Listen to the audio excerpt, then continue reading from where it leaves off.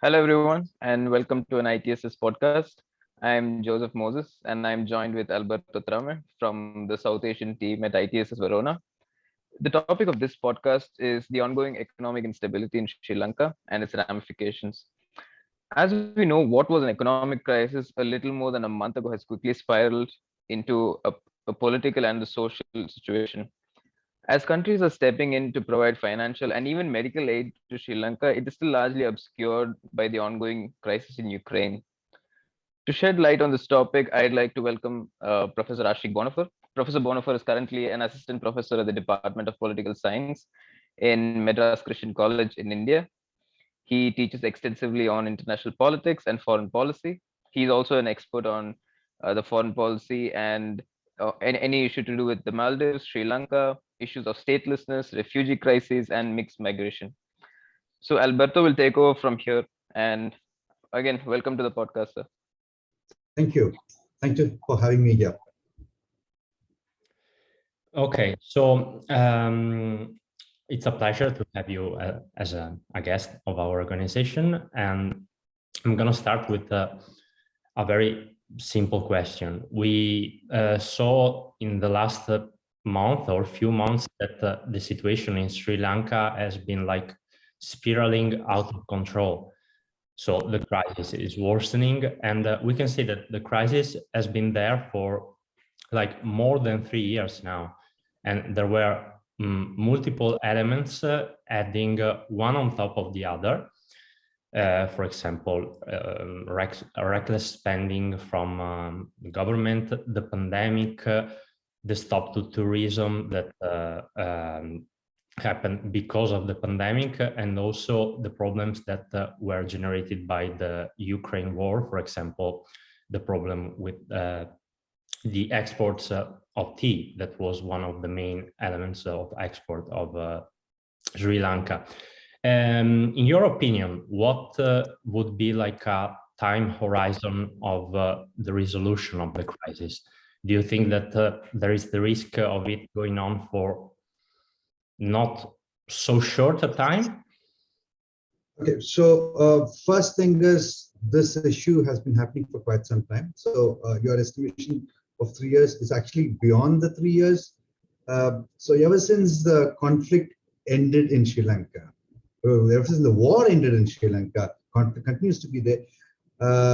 There has been international pressure on Sri Lanka to punish those perpetrators of war.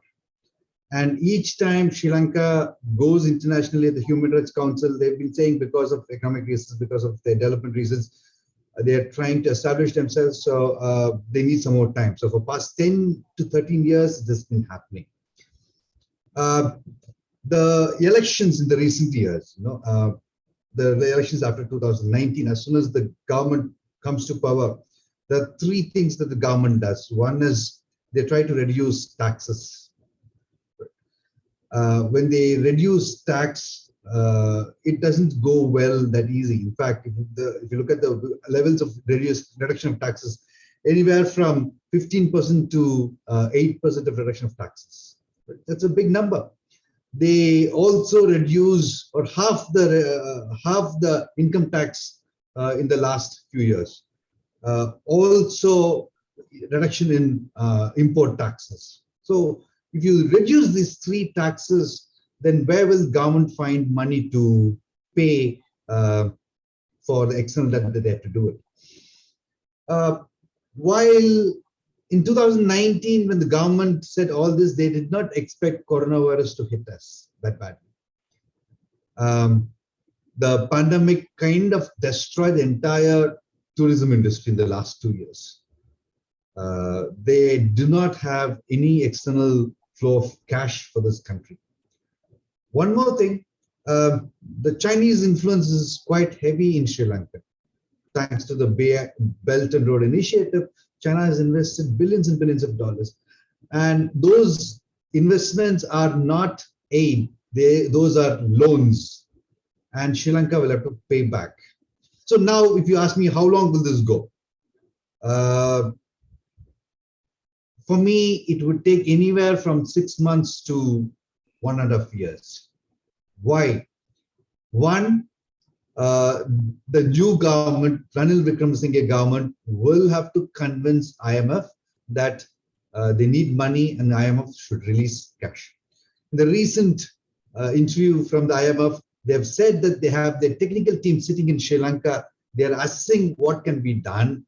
And if everything goes well, they'll be able to release funds from IMF. That will solve the immediate cash crunch because the country does not have foreign reserves. So they'll be able to import fuel to balance their economy. Of course, India is helping them, but that doesn't mean that India will be able to entirely give them all the fuel. So having said that, now once the IMF releases funds, they don't release it that easy. They would want to restructure your economic the system. Right? That will not be done overnight. It will take longer time. So it will take some time, at least 2 to 3 months, for them to restructure their economic system. Second, now they are forced to increase taxes on people. Already people are suffering.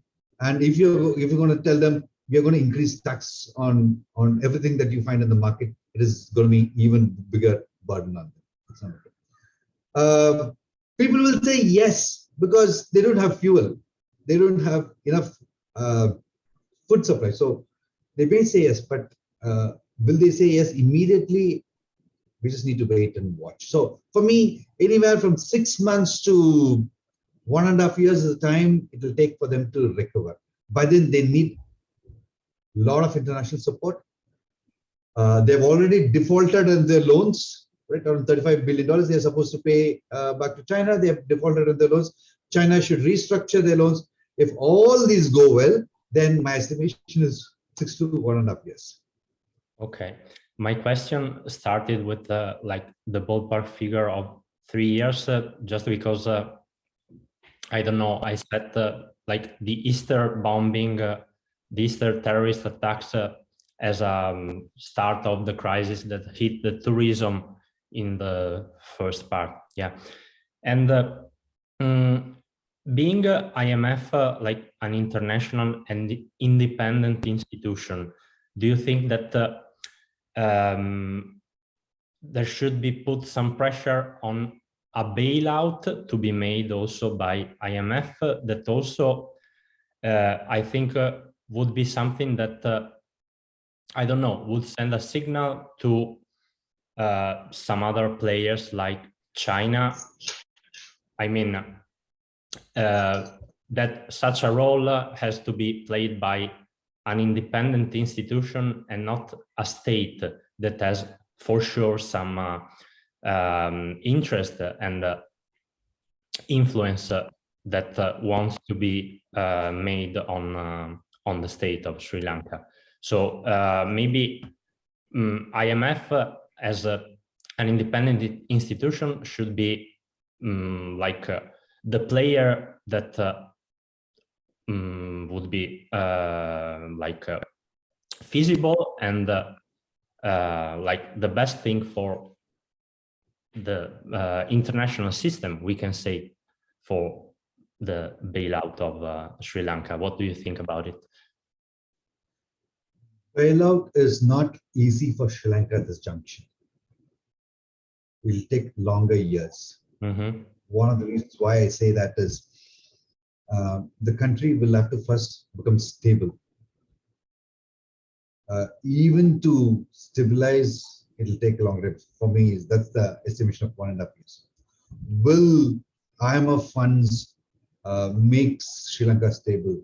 To some extent, but not entirely.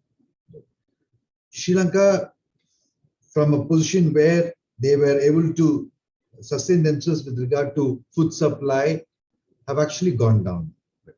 They need to provide food to their people.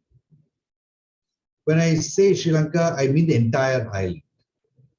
The problem is, for years, the southern regions were able to get food without any flaws, without any hurdles. But places where it has been in conflict for quite some time, not everything is going well there. So they definitely need to first give food to their population. Number two, with regard to the vaccination, they need international support for vaccination. Unless somebody really aids them with vaccination, they won't be able to inoculate the entire population. So if they are able to do these two things without any delay, then the bailout package will actually work. My fear is they may get the bailout package from IMF, and half of it they will spend on the internal crisis. That's to pay for petroleum products, pay for food imports, then also vaccination. These three things they'll be able to internally, and other half they would like to spend towards paying the debt, external debt. Going back to your thing, so if IMF gives, this should be they should also tell China that you can't fleece Sri Lanka at this juncture. I am afraid IMF and China, they don't go well with each other. They have always have their limitations. They always are different from each other. At that point of time, will China keep quiet? We really need to wait and watch, because for China, Sri Lanka is a defaulter. The further they default, then rating agencies will reduce their risk rating on Sri Lanka. So what would China do? Will China remain quiet for some time, say, let them stabilize, then they start paying back? They may not do that. What they will do is they'll continue to keep telling Sri Lanka, look, you've faltered on your loan repayment. The more they do, the rating agencies will reduce the Sri Lanka ranking in the ratings. So that is what China is going to do. Will this bailout really help Sri Lanka? It will save them for next 7 months to 8 months. In that 8 months, they'll have to really stabilize themselves. Not easy, because in that 8 months, they'll have to ensure that their economy becomes stable. How? The flow of tourists into Sri Lanka, because Sri Lanka is now also a service sector. Tourism is an important area. So they will have to ensure that tourists come to Sri Lanka. For that, you need to have the entire tourism industry vaccinated. They should not have any case of coronavirus. Only then the tourists will have the confidence of coming here. Number two, the food supply.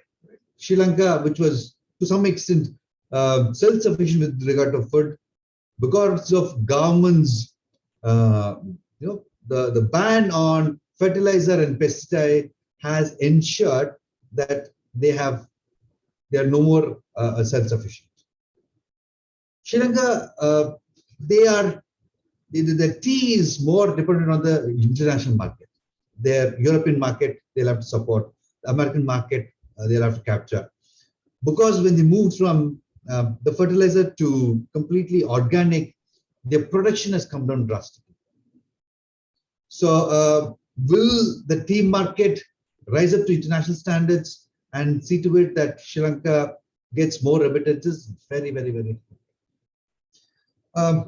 Other thing is, for people to survive, they need to import food at this juncture. I don't know how long India will give aid. Until maybe another one more ship, another couple of more months, India will be able to give aid. But after that, who's going to give aid?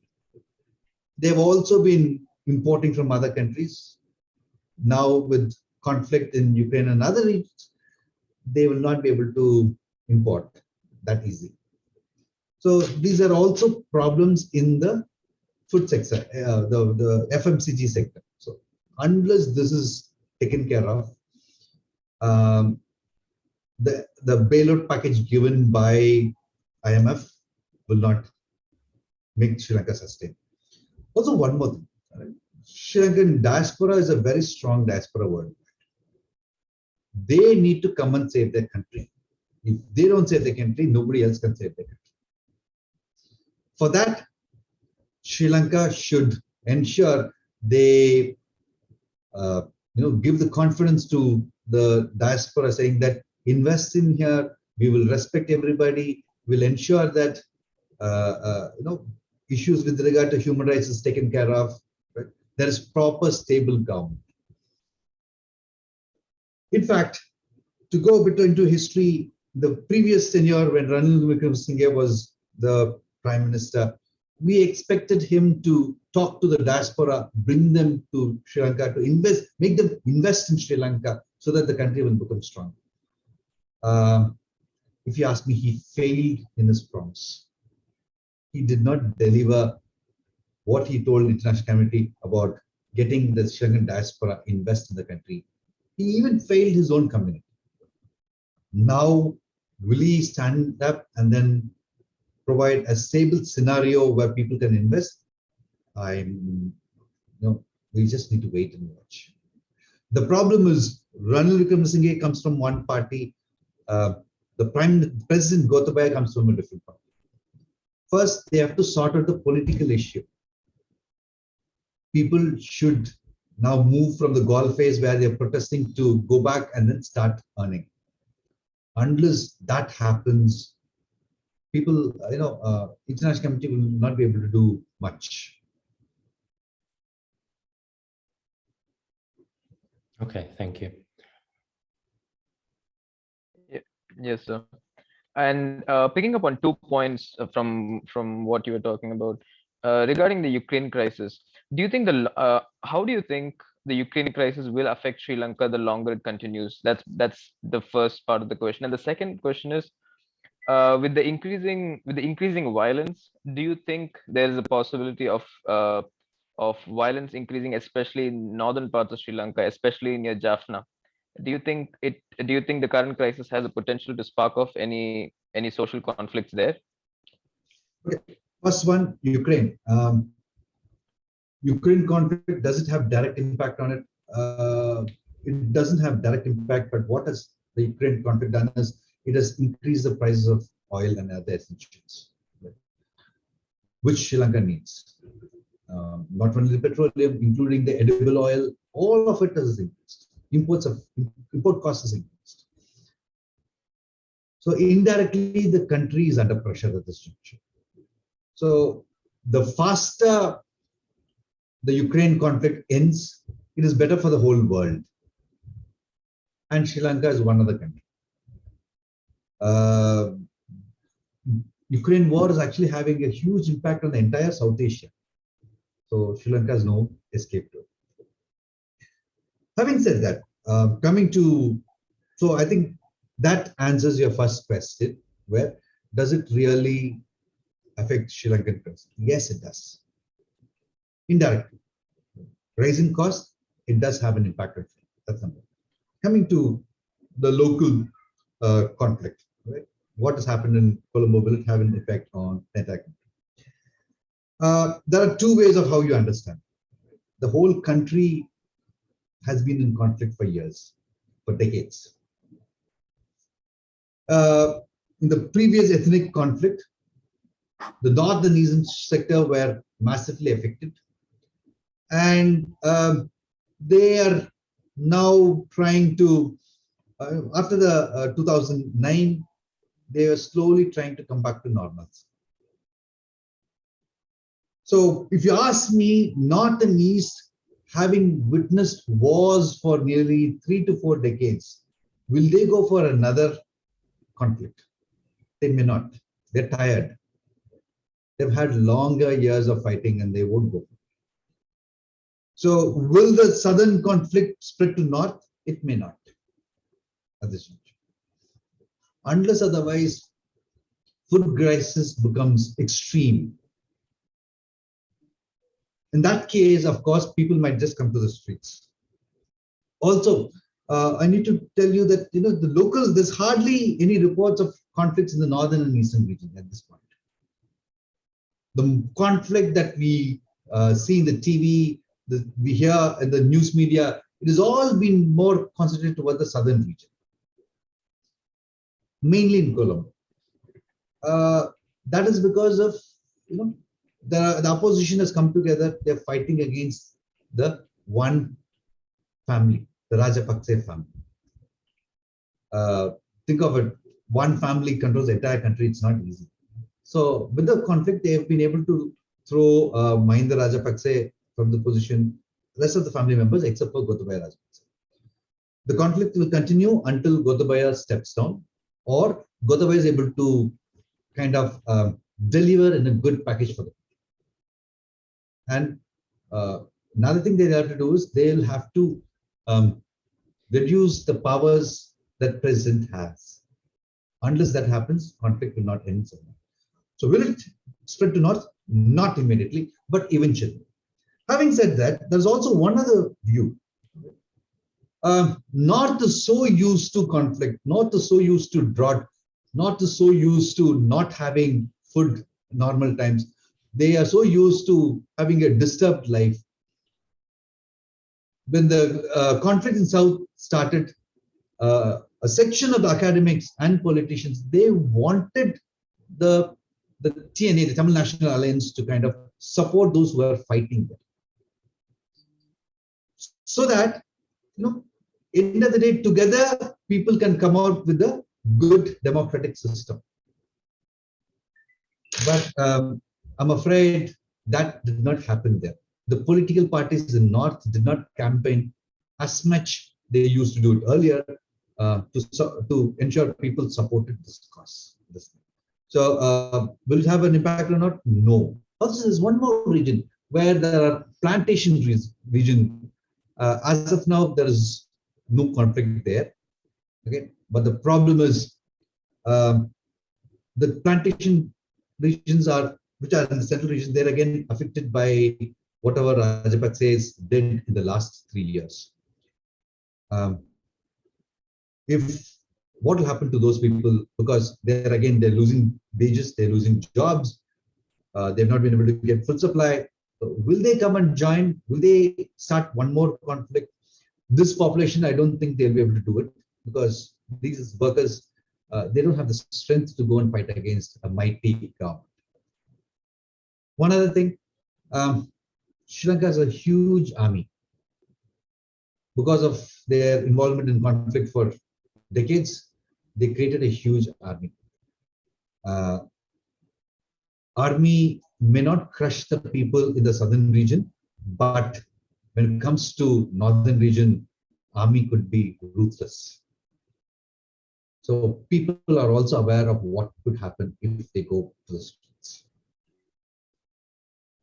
Yeah, I hope I'm able to answer your question. Yes, sir. Yes, sir. That was actually a very detailed answer as well. And the last question, you had mentioned that you had mentioned a couple of things about Sri Lanka's previous policies and what they might have to do after this. For example, you had mentioned limiting the president's power. You had mentioned about the tax cuts in previous and various populist election promises that were made during the previous elections. Going forward, what reforms or domestic policies do you think, domestic or even what reforms, domestic and even foreign policies, do you think the Sri Lankan government will have to roll out in order to stabilize this crisis and also prevent future crises? First one is they have to first stabilize the food sector, FMCG sector, the local production. Their ban on fertilizers, they'll have to lift it. They'll have to go back on that.